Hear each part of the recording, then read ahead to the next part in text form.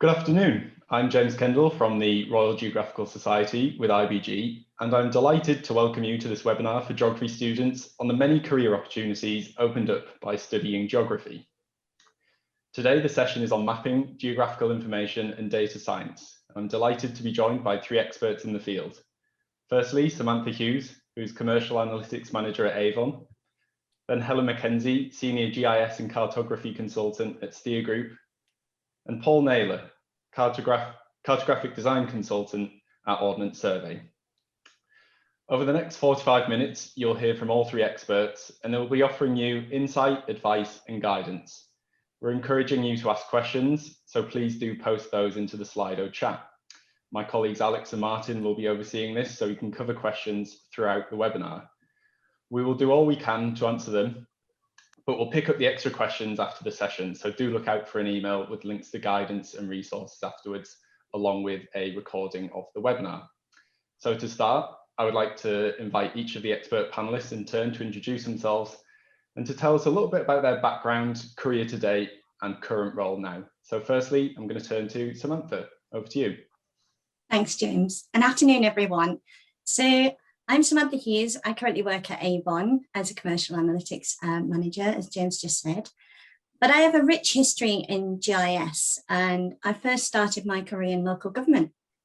And in local government, I had the opportunity to use GIS to its fullest and to automate and get involved in something back then, which was called a positional accuracy improvement program, which Paul will know a lot about as a history in Ordnance Survey. I then took that, and after sort of mapping or remapping over 100,000 point signs and areas, I began to automate tasks like how we advertise or inform people that planning applications are happening in their area. Instead of it being checking through hundreds of paper maps, we actually digitized this in GIS and automated it. And that's when sort of my career in automation and programming and things really came to life. So I became somewhat of a technical geographer from then on. Then I moved on to Sainsbury's, and at Sainsbury's, I worked within the property division and began developing and programming in spatial interaction models and developing their GIS and their data for spatial analytics a lot further than where they were originally. And then from there, I moved on into Avon. But during my time at Sainsbury's, I actually became an Alteryx ACE, which is a worldwide recognized SME, so subject matter expert in a software that is well recognized for being able to do spatial analytics and develop and build data sets and clean data, which is often really crucial when using geography and the data sets we have. So as you can see, like there's a full breadth of different industries, different businesses, different experiences. And a lot that underpins what I've done across all of these is really getting myself out there and known and writing my own blog and sharing my technical skills with other people so that you can help others learn from what they need to do in their careers. And another reason why I'm here today. So thanks, James. Thanks, Samantha. Over to you, Helen. Thanks, James. Hi, everyone, and thanks for having me on this illustrious panel. I'll try my best to be of use to you. So as James said, my name is Helen Mackenzie. I'm currently a senior GIS and cartography consultant at a company called Steer, who are a transport, cities and infrastructure consultancy. I was just doing the maths looking at my calendar, and I've been working in GIS for 7 years now, which I personally find quite scary, but I've been doing GIS for about 4 years longer than that, because I started doing it at university. So I went to university, University of Nottingham, shout out anyone in the chat who is at Nottingham, and studied geography there in 2009, which, as you all know, was when there was a really big financial crisis going on.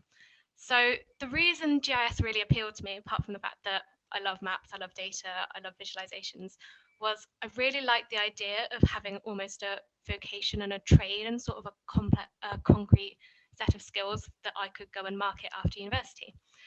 So I did my degree. I did a master's in GIS, also at Nottingham. And then after that, I sort of took the first job that I could find, which was sort of GIS adjacent, which was hydraulic modeler and drone mapping project lead at a little flood mapping company.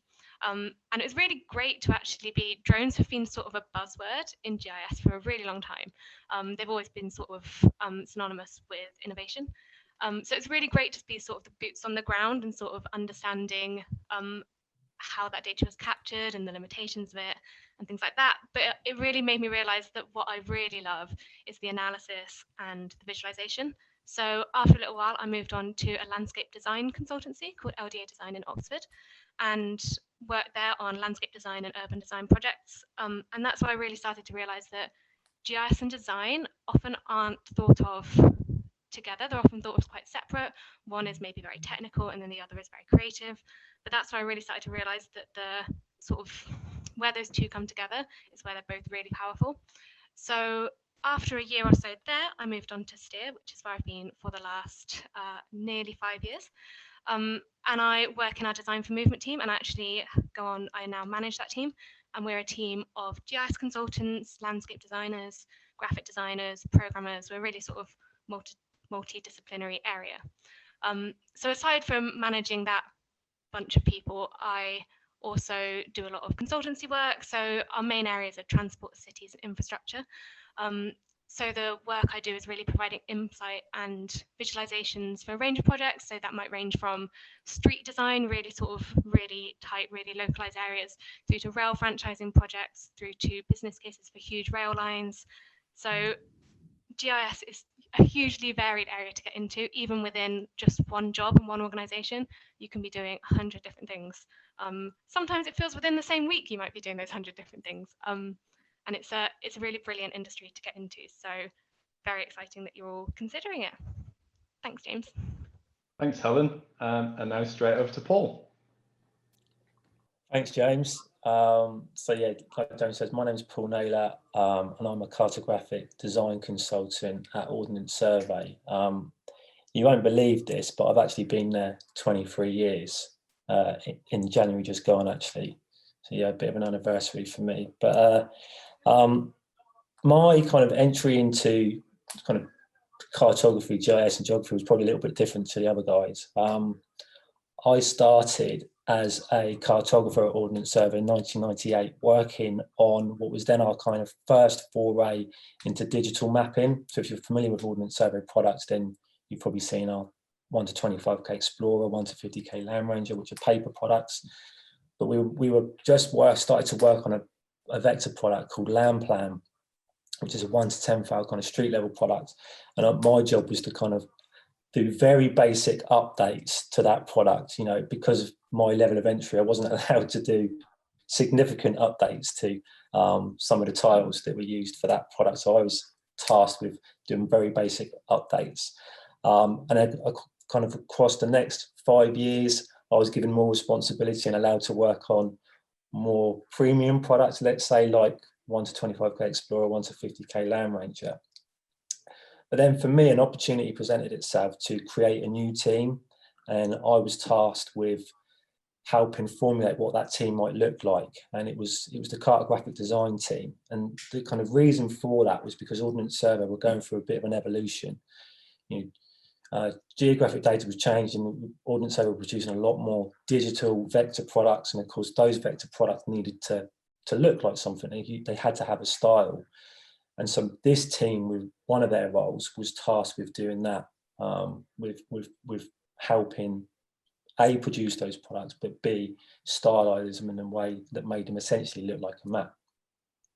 But then alongside that, we were also getting a lot more kind of bespoke product and project requests from external customers asking for Ordnance Survey to do stuff. And we didn't have anywhere for that work to go. So that was another reason why this cartographic design team was set up. Fast forward probably about 5 years, maybe more, and we decided that we were at a point with the team where it needed to start evolving, because, as I'm sure you know, the way geographic data is ingested in different ways. It's not necessarily just to visualize in the form of a map. It could be in the form of a chart or graph, an animation. And so because the industry was evolving, we decided that our team needed to evolve as well. So we changed our name from cartographic design to geodata visualization. And that's not what I want to emphasize at this point, is that's not because we didn't see cartography as being important, but we just felt that it was right to talk about geographic data in different ways, as opposed to just being cartographic. You know, it was about visualizing that geographic data. That team now sits within what's the consultancy and technical services team. And now our kind of main responsibilities are around helping our customers with our data. So whether that's helping them ingest our data to do their own solutions, it could be helping them with data analysis, or it could be helping them with the data visualization. But I'm lucky. I mean, I absolutely love my job, and a big part of it is telling stories with data. So it's a bit like what Helen does in a way. You know, you're taking data and you're trying to tell stories with it, and you're looking at the best ways to do that. You know, whether that's through what software you're using, what data you're using, and the methods you're using to maybe cleanse that data and run any data analysis on it. I'm also Vice President of the British Cartographic Society, something I'm really proud of. I'm their programme chair as well, so I'm responsible for their kind of annual programme events every year. I also help them with they're a charity, so I help them with their charitable aims and ambitions for each year. And I'm also cartographic editor for the Journal of Maps. So yeah, quite a broad remit of work and what I'm involved with. Thanks, Paul. I really like that the concept of that you brought up of telling stories with data. And as you can see, we've got a real wealth of experience and expertise from today's panel. Now I'm wondering if you could share some insights and advice on getting into the sector, maybe touch upon what some of the emerging and exciting opportunities are and how to make the most of being a geographer, importantly. So if I could turn to Helen first on this one, please. Yeah, absolutely. So I've got maybe sort of three things that I was just going to talk about quickly now. The first thing, and probably the key piece of advice, and something I'm sure you all hear a lot, is the importance of work experience. I did a sort of voluntary GIS summer at a charity called Groundwork UK in between my second and third years at university. And it was so helpful to me because it really helped me understand that I really wanted to work in GIS, because I think until you start doing something day in, day out, you don't know if you love it enough for it to be something you do 35, 40 hours a week.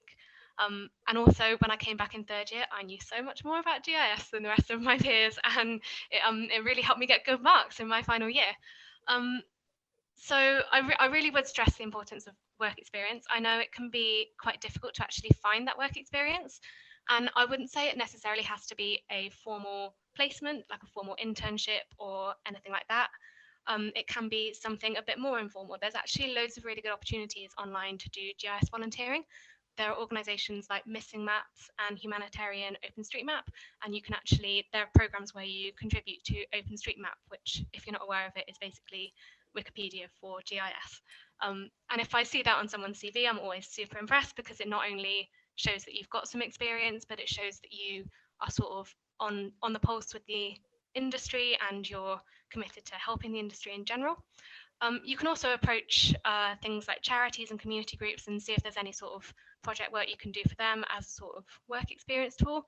I think I've done that a couple of times throughout my career, and it's really rewarding and it's a great bit of experience. This is also actually a really good time to get work experience, because everything and everyone is remote. So you're not constrained by location. You don't have to move to London or wherever the companies are based that you want to work with. You can do everything remotely. And actually that goes into what is my next point, which is networking.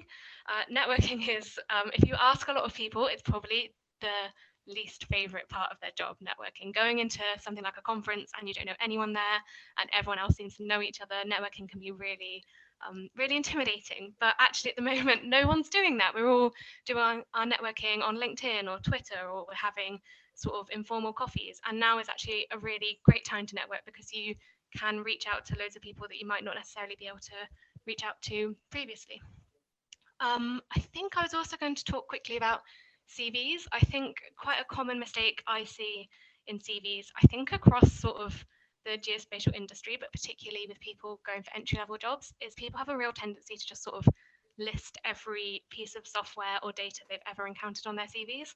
And there's nothing hugely wrong with that, and it's really good to show breadth, but it doesn't really tell the people reading the CVs much about what your actual experience is.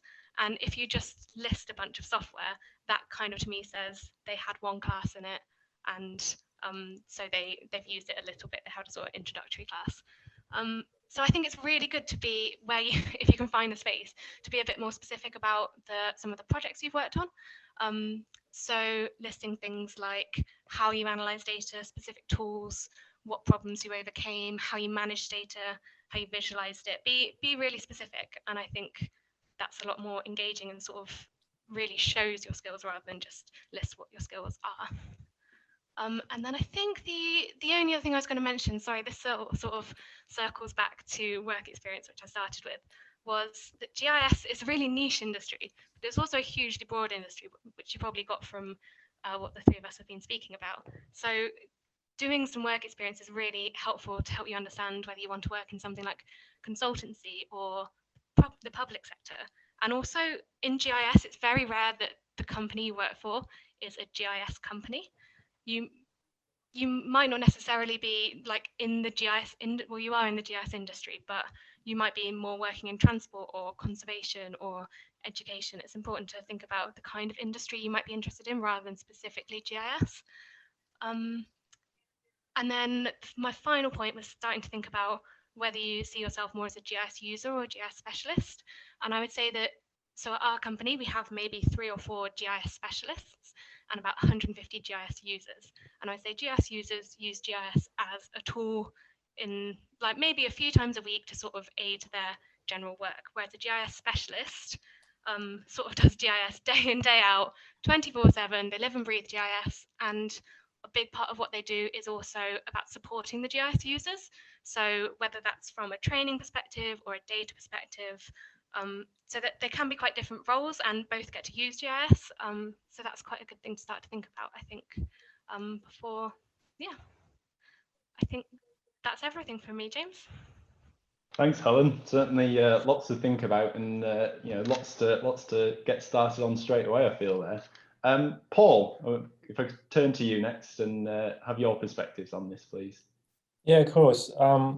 If we talk about how you might get into the industry, Ordnance Survey have an excellent graduate scheme that you can take advantage of. It's a yearly graduate scheme, and we've had some really good people come through that have now got, you know, full-time positions at Ordnance Survey.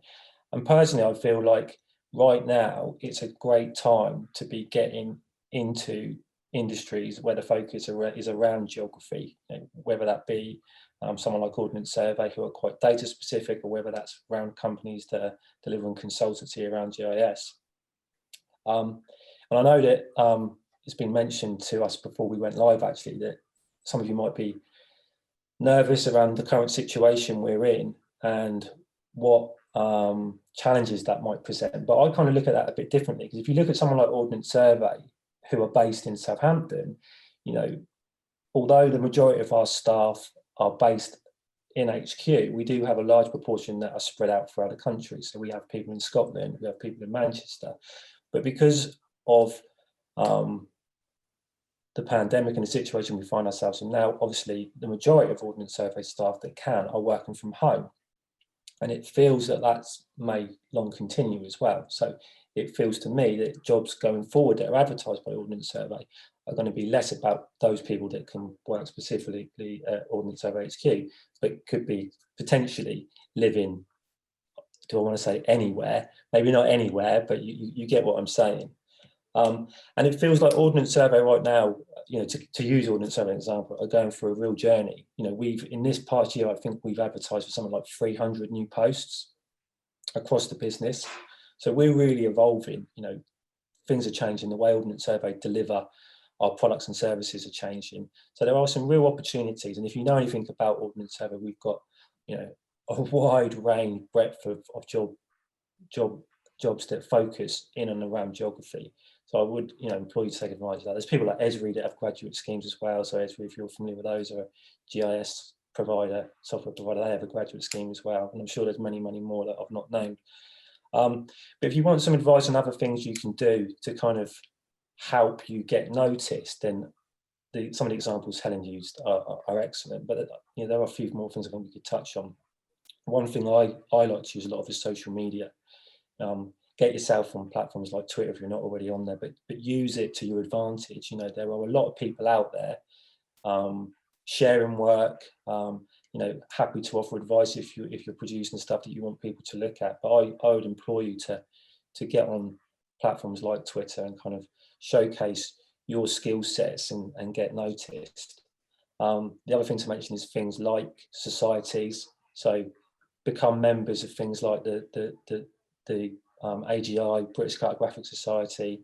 If you can get on committees or councils as part of that, even better, because that's a great way to meet people and to network with more people. And get yourself along to conferences. Helen mentioned networking. I can't stress how important that is, but it does help you get noticed as a person. And if you can give a presentation at a conference, 2 or 3 times a year, that's another way of getting yourself out there and getting yourself noticed. So yeah. Thanks, Paul. I feel like I should be taking notes for this for my career development. But now I'm going to turn to Samantha for your perspectives, please. Yeah, well, all really great points, guys. Makes it really hard for me, but I probably might actually develop on a couple of those a little bit more. So in terms of Paul's social media point, it's an excellent idea. Really, really get yourself and showcase yourself out there. But in particular, go to places like Kaggle, which is a website full of data sources, especially if you're into data science or GIS, and find yourself a really good quality data set on there. And there are hundreds. And take it and really showcase it. And there are lots of ways to do that these days. You can build yourself a blog.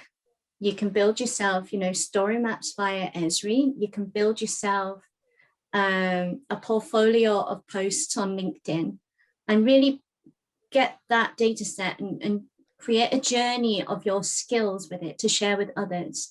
And that gets you noticed. If everyone thinks about the thing like the COVID-19 dashboard that's out there, it really, you do notice and you do tend to pick up the people who are developing these things. And if that CV happens to come across my desk and I've seen these things, I'm very much like, that's so-and-so. And I'll dig a bit deeper and go and look further. So it is about getting yourself out there and not being afraid to showcase your skills. That's one.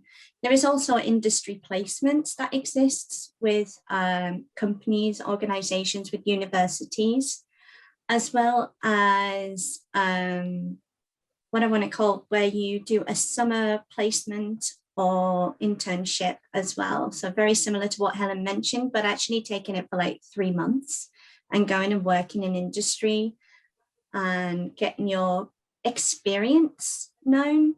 And that also helps you decide whether you're going to pursue retail versus transport versus local government. It gives you that idea of which industry is really for you. And one further thing is don't be afraid to build your brand now, because actually understanding and knowing you and getting yourself out there and being your authentic self is absolutely a great way to begin that networking journey. And that's me. Thanks, Samantha. And James, can I make a final point? It's just Paul gave me a bit of a light bulb moment. Absolutely. Go ahead. I was just going to say that I think with regards to the pandemic, now is a great time to be starting a career in geography, because all of the stories we think we know about geography have been completely flipped on the head in the last year. We used to think people lived here and they worked here and they socialized here and they did this. All of that has completely changed. So there's so much analysis going on. There's so much policy making going on. There's so much room to sort of grow and to contribute to policy and analysis and things like that. And I think it's a really exciting time to be starting a career. Thanks, and thanks for all your points. We've got some really great questions that have come in, and I think we've got plenty of time to sort of dive into these. And one of the ones that's come up here, maybe a common theme about what are the best ways a beginner can learn by themselves relating to the programs, and do people need to be familiar with multiple GIS platforms or just one? So that, you know, the suggestion, and they put, you know, ArcGIS or QGIS. I wonder if maybe Samantha, if you'd like to go first. Yeah, I don't mind. Yeah, so in terms of knowing multiple, I would say stick with one and learn it well, because those skills are really transferable. And when you have a different GIS put in front of you, you should be able to quickly tell, like, CLIP is called something else in another GIS, and don't get too hung up and worked up about having to know them all to get yourself out there. You know, if you can only get hold of an open source like QGIS, go for it and learn it well. But a lot of those features do exist and are available in MapInfo and Esri software and tools like Alteryx and others. So, you know, don't be afraid, get hold of what you can get hold of and really learn. And I also find actually blogging that or making notes to yourself and sharing it with the world, that again builds that portfolio. So you can go, look, here's a really interesting data set I'm going to learn QGIS with, and go through that motion and share it with them. And it's great to look back at where you started and where you end up. Thanks, Samantha. Paul, Helen, please go ahead if you've got anything to add to that. Yeah. Paul, do you mind? Oh, sorry, you go first, Paul. Yeah, you sure? Go for it. Okay.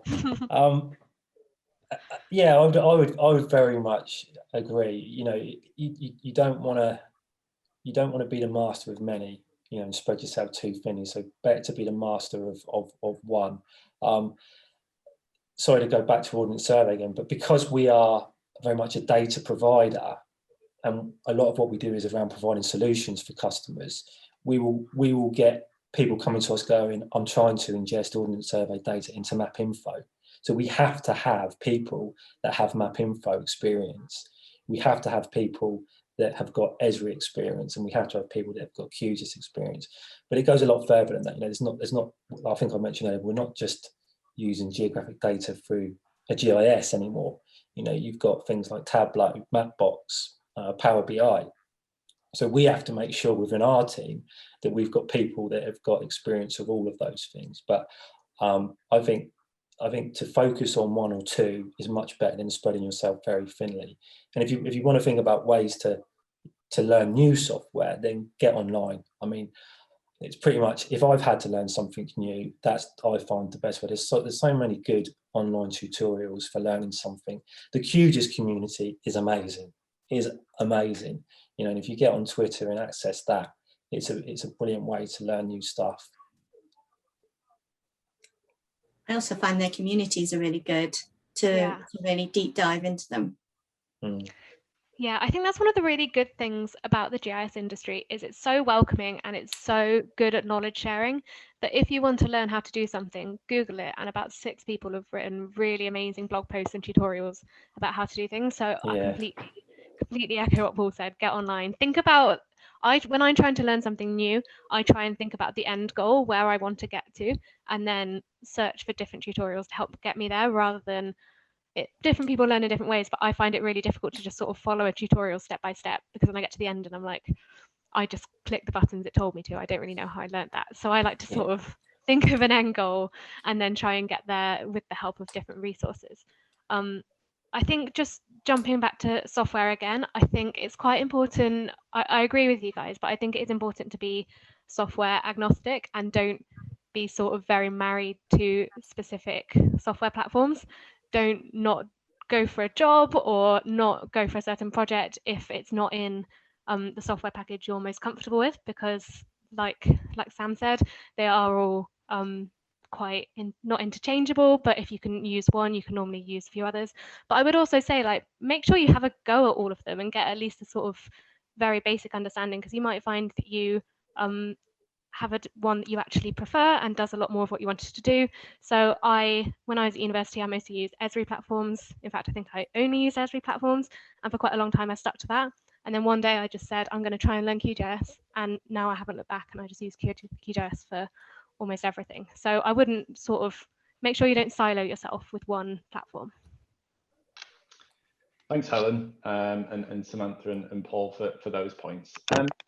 Just thinking about for the audience today, maybe considering going into the world of work, you know, from experiencing it was quite a nerve-wracking time. Perhaps 2 points to this question is where can people find those graduate opportunities? How do they go about the application process? And in terms of eligibility, really, how important is a master's degree?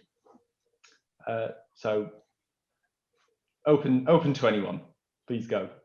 I think a good place to start trying to find graduate schemes is, I'm not sure if it's the Times, but there's a paper that has basically like almost like university courses, but with graduate schemes ranking the best graduate placements in the UK.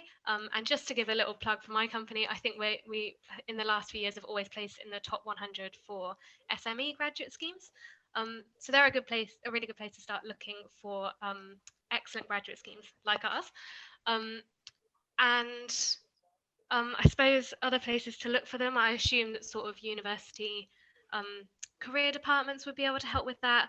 Or if you get on LinkedIn and have sort of connect with people who are maybe like alumni from your courses, or just sort of leaders in the industry, people whose careers you might like to in some way emulate, and have a look back through their career history and where they started. And that might sort of give you some clues as to organizations that hire at entry level. In terms of having a master's, I think, well, I remember when I made this decision to do a master's, I remember hearing that it's not essential for entry-level jobs by any means. It obviously sort of does help to set you apart, but it's not essential. But the further up your career path you go, it does start to really make a difference. You do start to see in job adverts when you start to get to sort of manager level and associate level that it's desirable to have a master's. So I wouldn't say it's essential at all, but I sort of chose to try and do it quite early in my career and to sort of get it out of the way, especially while I was still sort of in the mindset of thinking academically. So yeah, I wouldn't say essential, particularly when you're starting out at all. Thanks, Helen. Yeah, I've not really got a lot more to add to that, to be honest. I mean, I guess it's just keeping your eyes open, really. You know, I've already mentioned that there are, you know, Ordnance Survey have got a graduate scheme, Esri have got graduate schemes. So I guess it's a case of familiarising yourself with some of those companies that have graduate schemes, and when those graduate schemes are going live, just keeping an eye on things like that online, really. And also, don't necessarily limit yourself to graduate schemes. They're not the only jobs open for graduates by any means. I know at Sainsbury's we work very closely with universities for those industry placements, and then, you know, we were advertising and they knew then we used GIS, so it helped bridge those gaps or make those links with students to the university. So I guess a little bit down to the universities to play a part as well, to really get out there and understand the industry and make those connections for the future of the students. Yeah, and again, I would talk about social media again. Twitter is a great tool for keeping on top of things like that, your job opportunities. You know, the amount of jobs I see being pushed through Twitter by a lot of these big players within geography, you know, whether it's software providers or national mapping agencies or companies like Steer. You know, it's amazing how many jobs get pushed out there, or where they'll announce their graduate scheme going live. So, you know, if you go on Twitter and you just follow those type of people that you might be interested in working for, you'll quickly see jobs and opportunities pop up. Just leading on from that point, Paul, with sort of talking about the networking aspect that you've all mentioned, sort of how do you go about that, and also sort of more broadly, what kind of soft skills are important within your industry? sorry, what do you mean? How do you go about networking? Yeah, so you know, thinking about your online presence and you mentioned conference attendance, things like that. You know, what are your tips for raising your presence that way? Yeah, for me personally, I found joining societies as a really big win for getting myself noticed. And you know, over probably the last 5 years, I've found that my profile within the industry has raised significantly. You know, the work I do for like the British Cartographic Society is totally voluntary. So you know, I'm not getting paid in any way to do that. I'm lucky that Ordnance Survey will allow me to undertake some of the work I need to do for them, you know, in Ordnance Survey time. But I think, you know, in terms of networking opportunities, it's getting your, you know, you don't want to attend every conference because you're not going to be able to. So you need to pick the better conferences where you think you're going to be able to meet people that are going to help you and make a difference to you. So, you know, you can get involved with the AGI, Association of Geographic Information, get involved with those guys, get involved with the BCS if you can. But again, Twitter, I know I keep banging on about it, but for me, it's been a great tool to connect with so many people, whether that be around work that I might produce that you kind of think, can I chuck this in front of you just to have a look at? You know, job opportunities, just to find out what's going on, because it's, for me, it's one tool that does so much. You know, you can find out where the jobs are, you can find out where the conferences are, you can find out who's doing what, you know, and people, like Helen said, people within our industry are so welcoming and they want to help. So yeah. And just building on that, perhaps something for Samantha and Helen, having mentioned schemes of employment within your respective organisations, specifically thinking about geography students and geography graduates, what are the other wider skills that employers look for? Previously we mentioned the soft skills, so what is it that makes you know, a successful applicant really, and a successful GIS or geospatial professional in that wider context? Sam, do you mind if I go? No, go ahead. Okay, thanks. So I think one of the really big ones that we look for when we do our graduate recruitment is being able to be sort of logical and a problem solver. Teamwork is a really important one. They're sort of like general consultancy skills. I think with regards specifically to GIS, for me, the most important skill that anyone can have is being able to communicate technical problems or issues or ideas with people who have no idea how you got to that, what the solution is, how you got to that conclusion. Being able to interface with people who have no idea about GIS is really important, and also being able to train people in GIS. So having the patience and the communication skills to be able to do that. I would say adaptability is a really important soft skill. We're an industry that is constantly changing and evolving. There is always a new trend, a new data set, a new programming language. So being able to sort of realize that you are a GIS professional, you're not necessarily an ArcGIS user or a user of this software. You need to be sort of fluid to new things. And then I think just really, I think good people skills and being able to communicate your enthusiasm for what you do and your love for what you do is really important, because a lot of people don't know about GIS or don't know the power of it, and being able to really sell it as a concept is a really powerful thing, I think.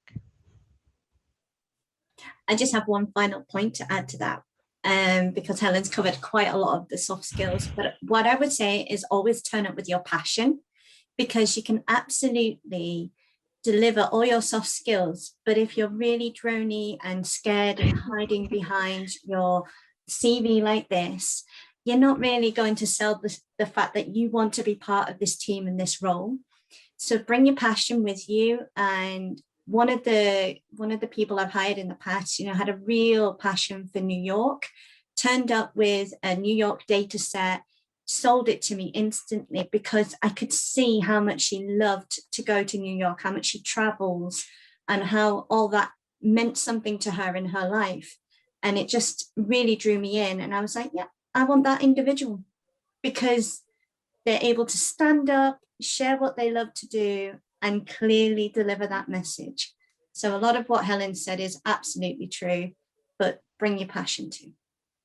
100%. I think if all of us probably think back as to who our sort of best colleagues ever have been, they've always been the people who really love what they do, because they're the people who will like drive to give you the best results. They'll be the people who won't mind staying late with you and ordering a pizza and sort of sitting and making the work as good as it possibly can be. They're the funnest people to work with because they're just having a great time while they're working. So yeah, I completely agree. Definitely bring your passion. And I think, with an eye on time, a question that I think is a really good question, actually. What is the most rewarding part of a career in GIS? I'm guessing it might not be staying late and ordering pizza when you've got, a deadline to hit or something. But over to you on that. I think the most rewarding part for me is when you've delivered that map or that piece of insight or that analytics, and you know that the individual you've delivered it to can fully understand where you went on that journey and what you came to in your conclusion. And if it's a map and it's just clearly able to see, that specific place that you should put your new store, or where you need to think about flooding for 2025 or whatever, you actually have that clear picture in front of you. And it's just really rewarding to hand that over and go, yeah, it might have taken me 10 hours to get to that conclusion, but that one image explains that whole journey. I completely agree. And I think on top of that, it can be when someone says like, oh, I never would have expected that would be the answer, because it completely shows that thinking about things in a spatial way can lead you to findings that if you'd just done a bar chart or a pie chart, people never would have got those particular findings. I think, yeah, sometimes just surprising people a bit can be really rewarding. Yeah, no, I totally agree. I think for me, it's making a difference. It feels like you're making a difference. One of my roles is to kind of do a lot of outreach and kind of hopefully help people make better maps, help people visualize data better. And we live in a world right now where the way data is visualized is more important than ever. You've only got to look at some of the briefings that Boris Johnson gives, showing off, some of the stats around vaccine rollout or where the COVID cases are, to see how important visualizing data is. Whether that be through a chart or a graph or through a map. Because if you don't get that right, and you've only got 10 seconds to put something in front of people so that they get it straight away, then that's really dangerous, because maps can be used to spread misinformation. And so it's our jobs as geographers, as cartographers, as data visualizers, whatever our specialty may be, it's our jobs to make sure that type of thing doesn't happen.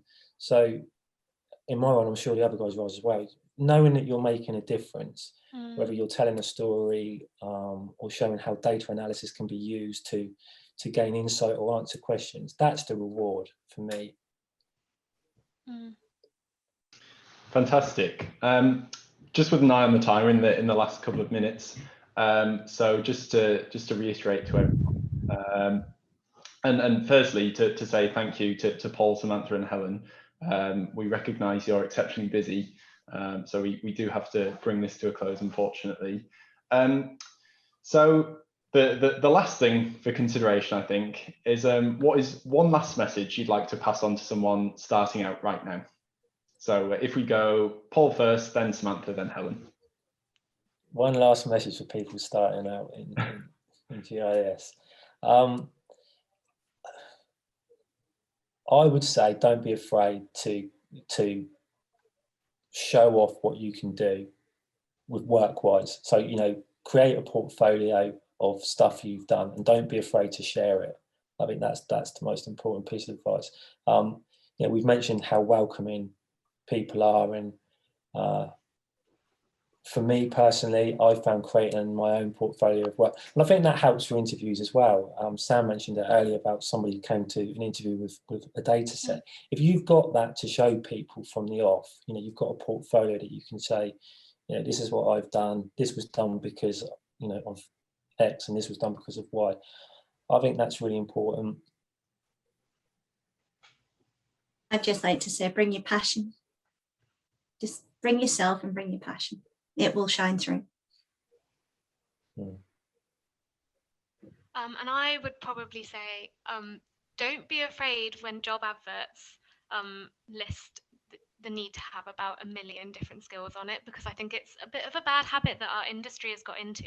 Is you look at a job advert and the list of essential skills you need is so long. I would still say apply for it if you feel like you can tick some of those boxes, because I feel like a lot of places have got into the habit of just throwing down every skill they can think of onto a job advert, and it's not necessarily what they need. So I'd still say apply. And then if you get a job interview, try not to get too nervous, because normally if you get invited to an interview, they think that you can do the job. They're just trying to work out if you're a good fit. So yeah, try not to get too nervous at interviews is probably my big bit of advice as well. Well, thank you. Thanks, Paul, Samantha, Helen. Brilliant advice, and thank you for your time, and your insight has been invaluable. To all of you who attended too, thank you very much. We'll be sending an email with links to more resources, a reminder about upcoming events, and a request for some quick feedback, just so we can make these and future events as useful as possible for you. We'll also include some information about the Society and resources we have to help you make the most of your degree, and just to explore and develop your career after.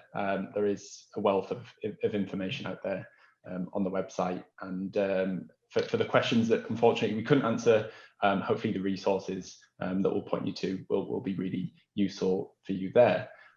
So just to say goodbye from all of us, enjoy the rest of your week, and thanks for attending.